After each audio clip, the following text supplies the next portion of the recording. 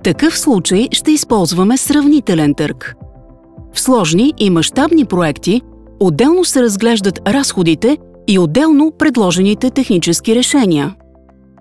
Използваме два коефициента – един за техническата оферта и един за финансовата, например 60% и 40%, които наричаме коефициенти на тежест. Всяка оферта се сравнява по всяко време с най-високата техническа оценка и най-ниската финансова оферта.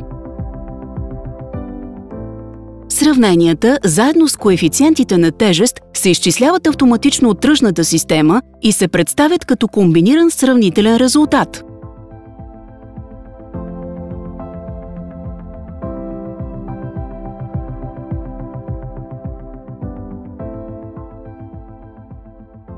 Печели оферентът с най-добър сравнителен резултат.